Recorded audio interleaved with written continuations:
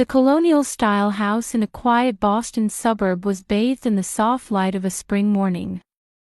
A child's bicycle stood on the stone path that led through the front yard, where cherry trees were in full bloom, to the entrance. "Sophia, hurry up or you'll be late," Emily Harrison called from the kitchen while quickly packing a sandwich into her daughter's lunchbox. With her hair pulled back in a ponytail, she was already dressed in her nurse's scrubs, ready for work. Emily was a veteran nurse who had worked at the local pediatric clinic for more than 10 years. Her gentle smile and accurate judgment had earned her tremendous trust from both the child patients and their parents. "Mom, I can't tie my ribbon," a small voice called from the living room. Emily closed the lunchbox and hurried to the living room.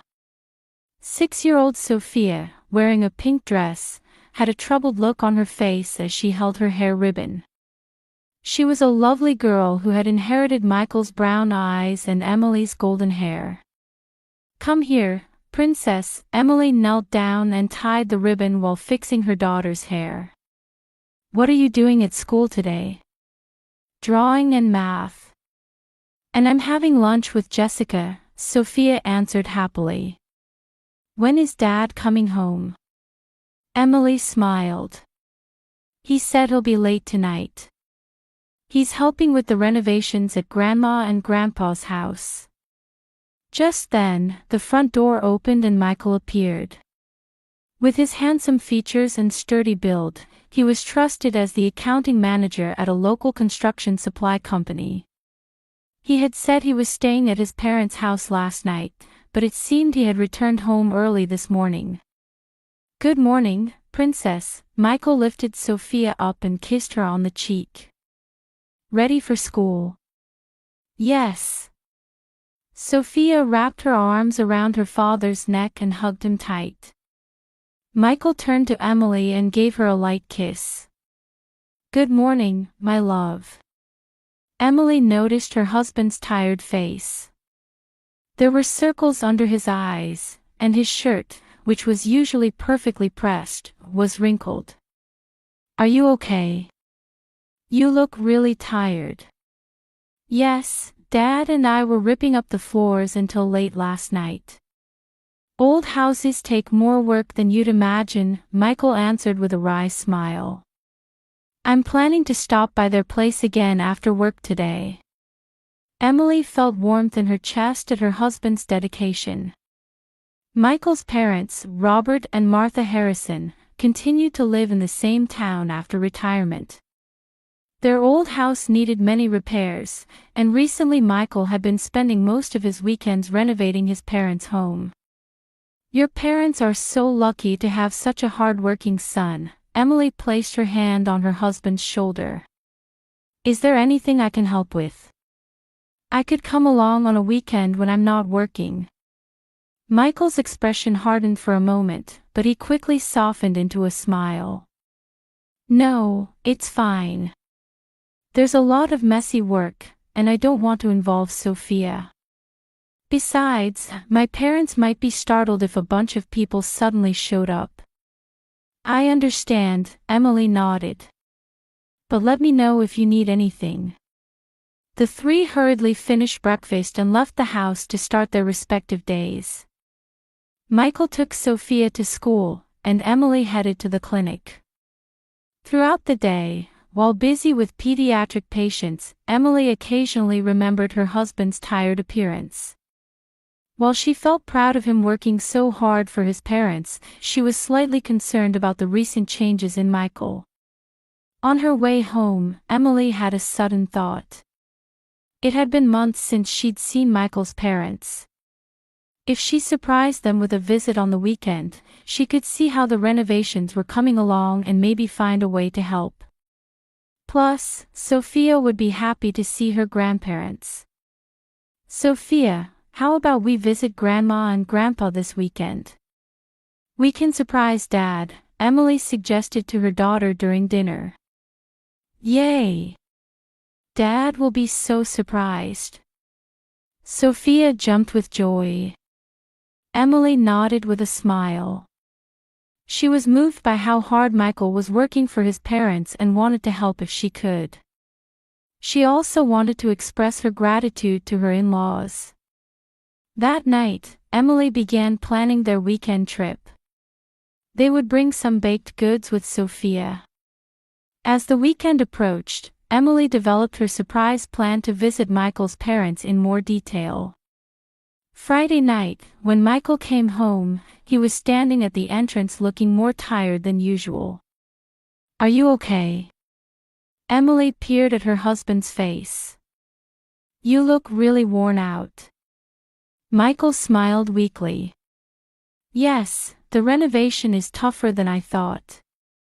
Today I was replacing all the plumbing in the basement." He showed her his hands. They were red, swollen, and had several small cuts. They looked quite rough, even though he should have been wearing work gloves. "Are you getting enough rest?" Emily asked worriedly. "Aren't you pushing yourself too hard?" "Don't worry," Michael answered lightly. "I can do it for my parents. I want them to live comfortably as they get older." He entered the living room and sank deeply into the couch. Emily brought him a beer from the kitchen and handed it to him. Michael showed a grateful expression, took a sip, and said, "I'm planning to go there first thing tomorrow.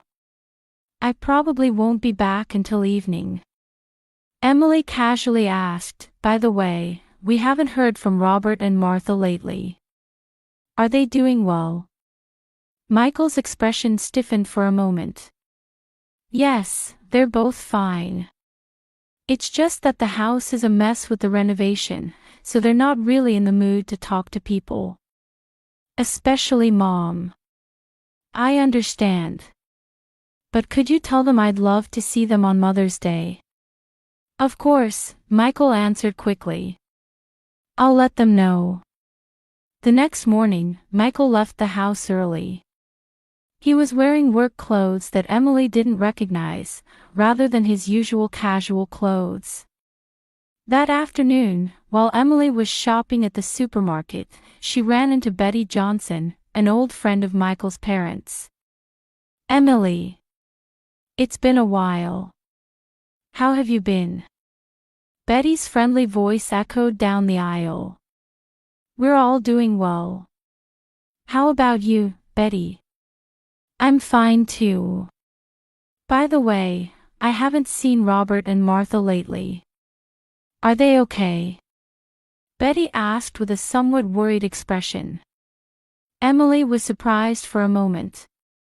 "Yes, they're fine. Michael is helping with their house renovation.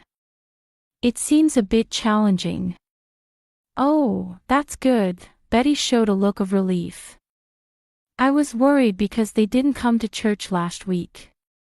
They never used to miss a week, but lately I haven't seen them." According to Michael, they're having a hard time with the renovation. Emily smiled, but internally she felt something was off. Michael's parents were devout Christians who rarely missed Sunday service. When she returned home, Emily decided to call her in-laws. However, no one answered after several attempts. She left a message on their voicemail, asking them to call her back. That night, when Michael came home, Emily told him about trying to call his parents. No one answered. "I got a little worried." Michael shrugged. "Oh, the phone is broken. I ordered a new one, but it hasn't arrived yet." "I see," Emily said, looking a bit anxious. "Betty said she hasn't seen them at church." "They're tired from the renovation," Michael replied, seeming slightly irritated. "Besides, Dad has hurt his back recently, and Mom's taking care of him. There's no need to worry." Emily tried to find comfort in her husband's words, but the uneasy feeling wouldn't go away. The weekend surprise visit seemed increasingly important. She felt she needed to see for herself how his parents were doing. As the week progressed, Michael's behavior became increasingly strange. Sometimes he would come home late at night. When asked, he explained, "I had some detailed work left and wanted to finish it." Also, there were dirt and paint stains on the back seat of his car. Once, as Emily was doing laundry, a receipt fell out of Michael's jeans pocket. It was from a home center in the neighboring town, quite far from his parents' house. "This receipt is from the Milton Home Center," Emily mentioned during dinner. "You went quite far." Michael froze for a moment. I needed a special part. Couldn't find it nearby." Questions remained, but Emily tried to trust her husband. It was clear he was working hard for his parents. Still, she was worried about the lack of communication from her in-laws. Thursday night, when Michael came home late, Emily asked directly, "Are they really okay? I'm getting worried because we haven't heard from them at all lately." Michael looked at Emily with tired eyes and placed his hand on her shoulder. "They're really fine. Both of them are well. It's just that the renovation is more difficult than expected, and everyone's tired. Things should settle down by the weekend, and then we'll be able to contact them." Emily took a deep breath. "Okay. But something feels off. They always used to call." "Emily," Michael said in a gentle but somewhat firm tone. "Trust me. They're both fine. Things are just a bit chaotic right now." Emily decided to accept her husband's words. After all, Michael should know his parents best. And she told herself that her worries were probably unfounded. Everything would become clear over the weekend. Friday night, Michael again said, "I'll be at my parents' all day tomorrow," before going to bed early. Emily made final preparations for her plan with Sophia the next day. They would leave early in the morning and arrive at Michael's parents' house before noon. Saturday morning dawned with a crystal-clear blue sky. Emily and Sophia quickly ate breakfast and set out for Michael's parents' house. In the car, Sophia excitedly looked out the window. "Will Grandma and Grandpa be surprised?" Sophia asked, fiddling with her yellow hair clip. "Of course," Emily smiled. "Especially Grandma, she'll love seeing you in that lovely dress." The car entered a quiet residential area in the suburbs. Michael's parents' house was a colonial-style home over 50 years old, surrounded by stately trees. As they turned the corner and the house came into view, Emily suddenly hit the brakes. "Mom, what's wrong?" Sophia asked curiously. Emily was speechless. There was a red and white, "For sale," sign standing in the front yard of Michael's parents' house. The house was on the market. "Wait here a moment," Emily said in a trembling voice. "Mom's going to check something." She parked the car on the shoulder and approached the sign. It was definitely Michael's parents' house. The sign displayed the name of a local real estate company and the words, "Newly renovated colonial." Various questions swirled in Emily's mind. Why hadn't Michael told her the house was for sale? Where had his parents moved to? And most importantly, why had he hidden such a big decision from her? Emily walked around the house and peered through the windows. Most of the furniture was gone, and some rooms showed signs of renovation: new flooring, repainted walls, new kitchen counters. But this didn't seem like the renovation, for his parents, that Michael had described. This was clearly remodeling to sell the house. With trembling hands, she took out her cell phone and called Michael. But his phone switched to voicemail. Next, she called her in-laws' cell phones, but these played the message, "This number is currently not in use." Filled with confusion and anxiety, Emily returned to the car. Sophia was reading a picture book in the back seat. "Aren't Grandma and Grandpa here?" Sophia asked. "It doesn't look like it, honey," Emily answered, trying to hide her distress. "And the house looks a bit different. Where's Dad? Isn't he here either?" "It doesn't seem like it. I tried calling him, but he didn't answer." Sophia thought for a moment, then suddenly said in a bright voice, "Mom, I know where Dad might be." Emily looked at her daughter in surprise. "What do you mean?" "There's a place I went to with Dad before, when I was sleeping in the car." Sophia lowered her voice a little. "But Dad told me not to tell anyone." Anxiety spread through Emily's chest. "What kind of place was it, Sophia?" "A big old building. It was really dark inside, and Dad was carrying something the whole time." "Something like a shovel," Sophia spoke, seeming a bit scared. "Dad didn't notice I was awake. I closed my eyes right away and pretended to be asleep." The blood drained from Emily's face. What did this mean? What had Michael been doing? And where were her in-laws? "Do you think you could find that place? Do you remember it?" Emily asked, trying to appear as calm as possible. Sophia thought for a moment and then nodded. "Yes, I remember. It's a big red building, and Dad was telling someone on the phone it used to be a factory. Could it be the old mill district in the next town?" Emily said aloud. Emily and Michael had passed through that area a few years ago. It was a place where textile factories once stood, and now many buildings were abandoned. "I think that's it," Sophia nodded. "Should we go?" Emily took a deep breath. This was a development she hadn't anticipated at all. For a moment, she considered simply going home and waiting for Michael to return. But she needed an explanation for why her in-laws' house was for sale and why they had suddenly become unreachable. And Sophia's mention of a big old building and a shovel gave her an ominous feeling. "Let's go take a look, Sophia," Emily made up her mind. "But if anything seems strange, we'll leave right away." The car headed to the neighboring town.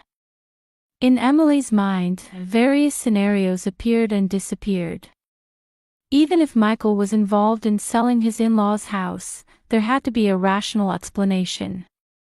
Perhaps his parents wanted to move to a smaller house after retirement, and Michael was helping with the arrangements. Yes, that must be it. She didn't want to consider other possibilities.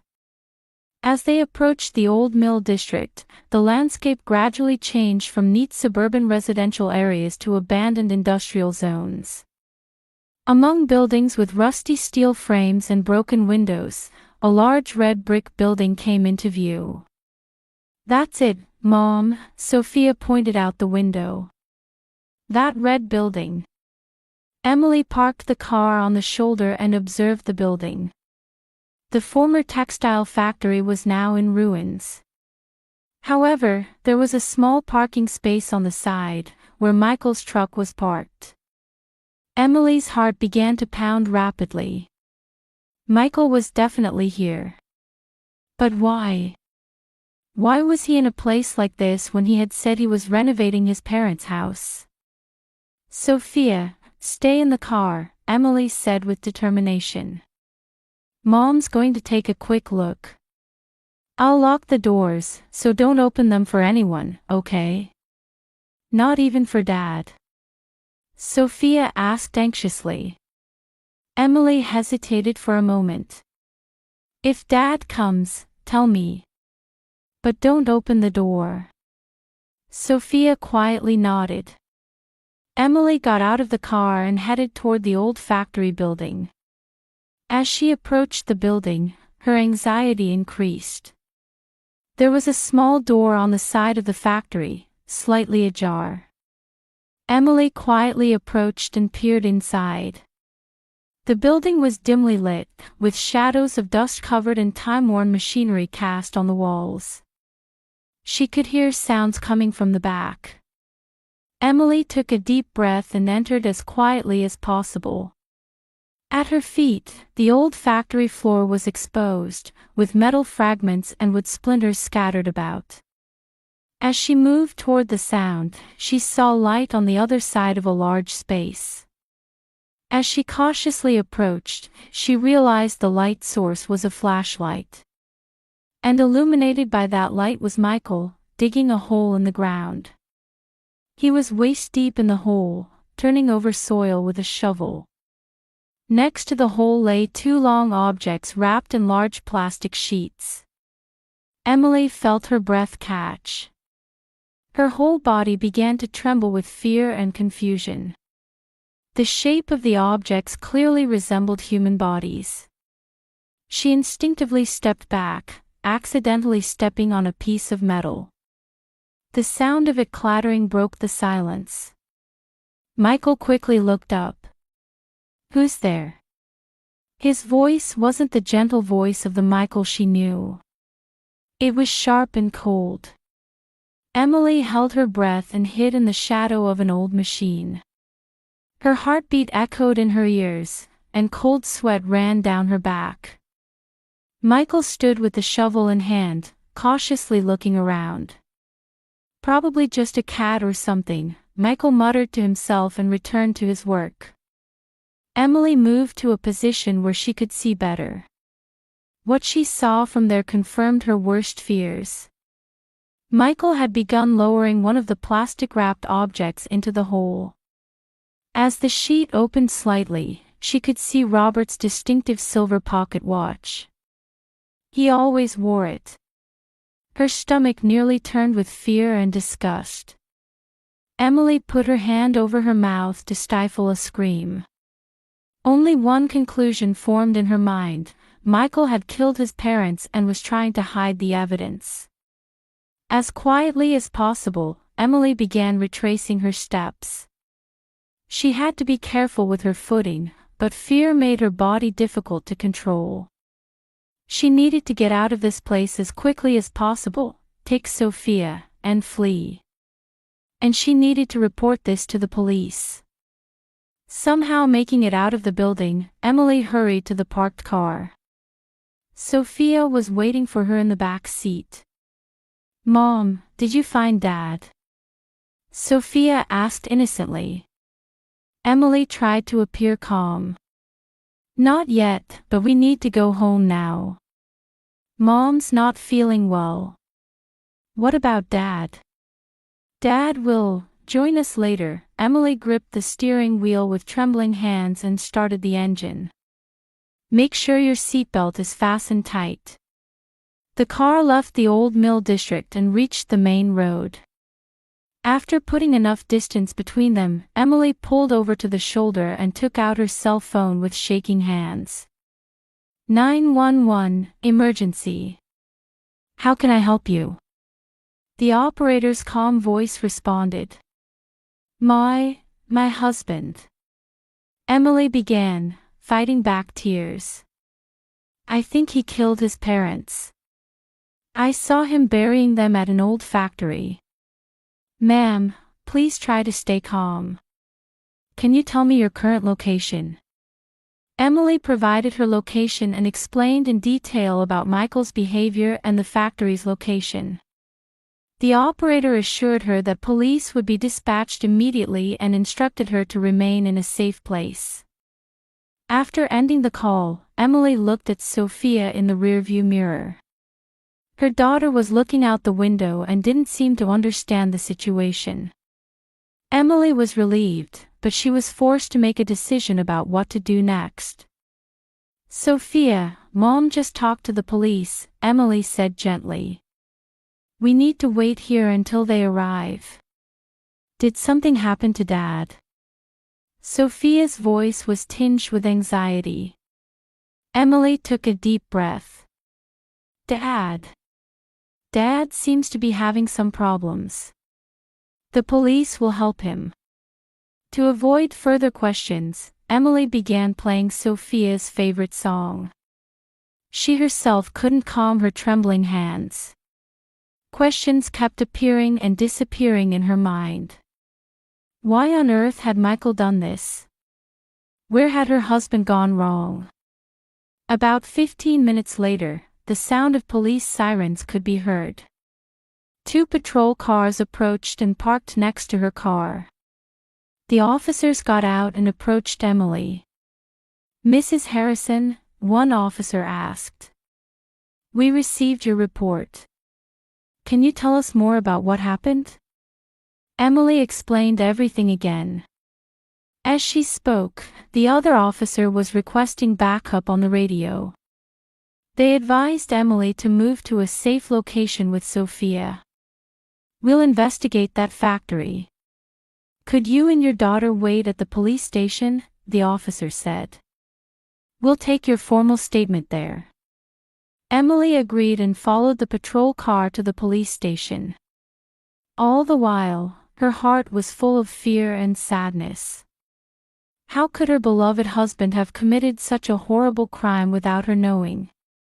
And her in-laws, tears welled up just thinking about it. Arriving at the police station, she and Sophia were led to a private room. A kind female officer brought Sophia drinks and snacks and arranged for her to play in another room. Emily gave a detailed statement, telling them everything about Michael's and her in-laws' recent behavior. "Did your husband have any debts or financial problems?" the detective asked. "No, not that I know of," Emily answered. "He had a stable income as an accounting manager. We lived modestly, but we were never in financial trouble." "Did he ever mention anything about his parents' house?